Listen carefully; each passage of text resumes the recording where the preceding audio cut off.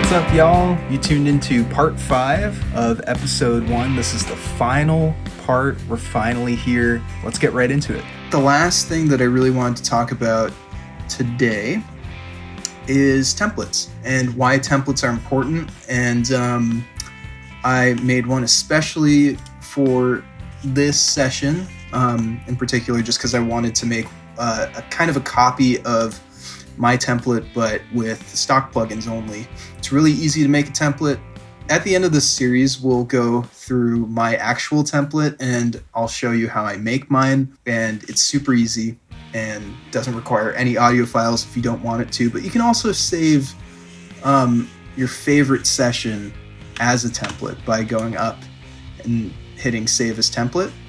And all of your plugins and whatnot will show up. And it should probably not contain audio files, I don't think. Yeah, because it's a template. Yeah, you can import your favorite settings from whatever session you like the most.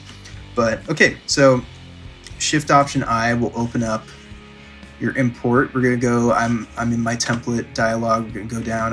As you can see, I have a few over here. I actually don't really save too many artist templates anymore.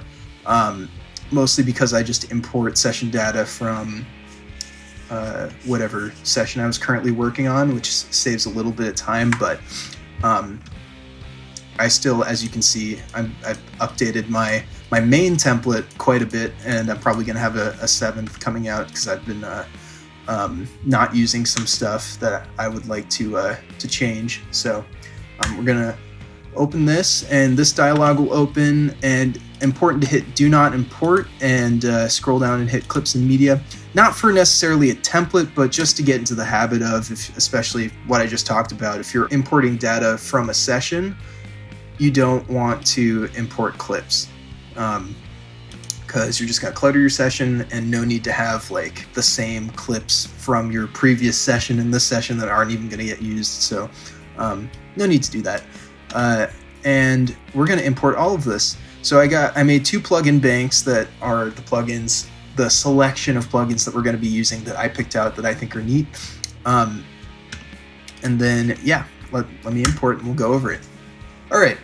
So I've moved around some stuff, and we're looking pretty good. I'm gonna route stuff in the next video. Right now, everything's going to 1 and 2. I have DAW route 1 and 2 saved for my PreSonus settings, but you don't.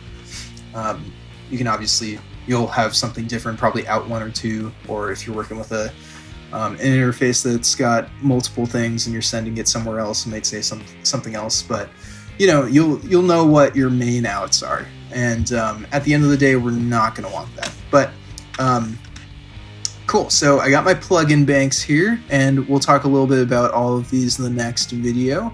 I'm very excited. Some of these I haven't used in quite a while. I'm very excited to get into this because my knowledge as a mixer has very much improved since the last time I used a lot of these. And I've done some records with a lot of these. I've done some records with all of these.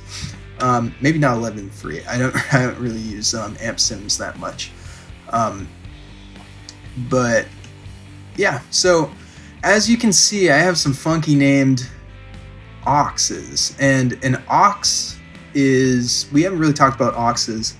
Auxes, so it's a track that doesn't contain audio that you can send audio to get processed. So for example, you're not going to want to put a reverb plugin on your main channel, because let's say you want reverb on everything. You're not going to put reverb on everything because you can just send it to 1 and then everything goes into the same reverb, and then you can adjust levels based off of a send here. So if we send to bus 11, for example, you get a fader that pops up, and you can determine how much volume you want there, and then wherever this is going to, let's say the reverb, it will hit the reverb harder depending on how high the level is here. Super important. unless you're going for a specific effect, and mostly I would say 95% of the time you're going to want to send it somewhere, especially with reverb. And some of these are subs too, as you can see. So I have a drum sub, I have a bass sub, I have a guitar sub, I have a vocal sub, and all of these are auxes that the tracks will get sent to. And these are basically hitting, they're summing in the digital domain. Everything's summing to these channels. So the drums will be basically stereo here, and the bass will be stereo, well, I guess mono here. Guitar sub would sum all of this down to a stereo 2 tracks, but you're not recording it. And you can see that it's an aux because it doesn't have input monitoring, which is this. Obviously it can't be input, there's no input. And no record, so you can't record here. And then vocals would get summed down to a stereo 2 mix. And from there, all of these are routed to my submaster, which my submaster is where all the overall processing happens. And the reason I do that there and not on my master is because master faders are post fader. And post fader it's crucial to note that master faders are post fade, or the inserts are affected post fader, because if you put all of this over here, let's say you want to do a song that has a fade out. If you fade this out, it's going to hit everything differently each time you move the fader. So if it's going down exponentially, and you have stuff happening here like compression, for example, that matters how hard you hit it, it's going to compress less and less and less as you go down. So it's going to change the sound of the mix overall as you fade out here. So you don't want that. I have a master fader here that's set to RMS, so I can check my level. So this is giving me an accurate reading of what I can reference off of, knowing where my mixes should hit. And I want my RMS level to remain around 20 when I'm mixing, which is pretty soft. And there's a reason why I like to aim it around there, and we'll talk about that later. Okay, so we've talked about that. You can see I got plate, room. I'm realizing the drum room probably should have been changed to drum room and not room, which is now room.1, but that's okay. Got our plate, room, and hall. They're all Deverb, which is stock Pro Tools plugin. I really only changed the presets here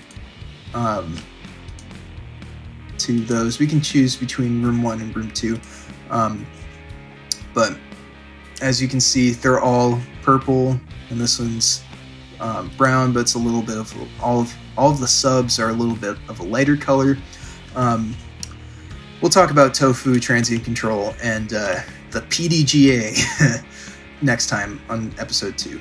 Yeah, okay, so some key commands to round it out as this video comes to an end. Thank you for watching and staying to this part in the video. Some key commands for Pro Tools we'll talk about. So command equals obviously switches your windows. We were just in the mix, now we're in the edit window.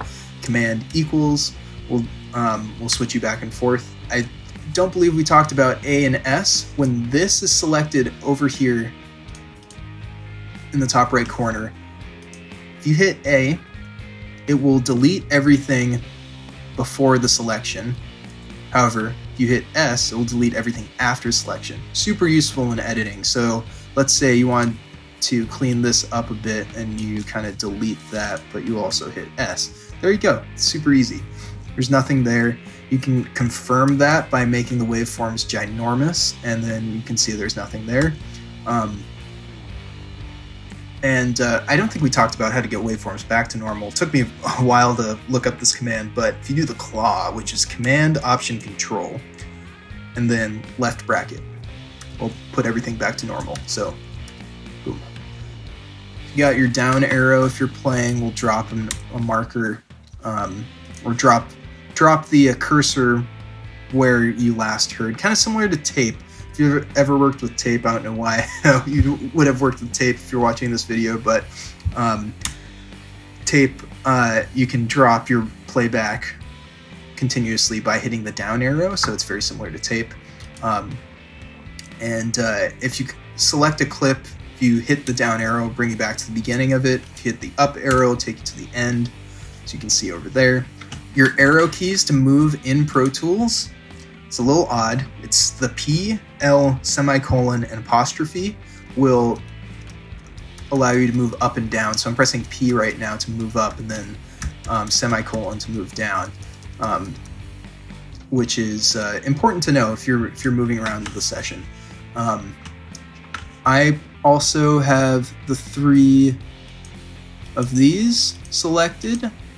I'm in the normal and all of these. I don't really change these too much. I'm pretty basic with this stuff. Haven't really had a need to move everything around. This dialog box, super crucial. If you're in slip, you can move anything wherever. Which is pretty much where you're going to want to be when you're mixing, because mixing to the grid, especially when you're fading in and fading out tracks, if you're editing, is kind of annoying if you're on a grid. Especially, they didn't really give us a click, so this is set at 120 right now, but if we're on slip, it doesn't really matter. You can have it be wherever.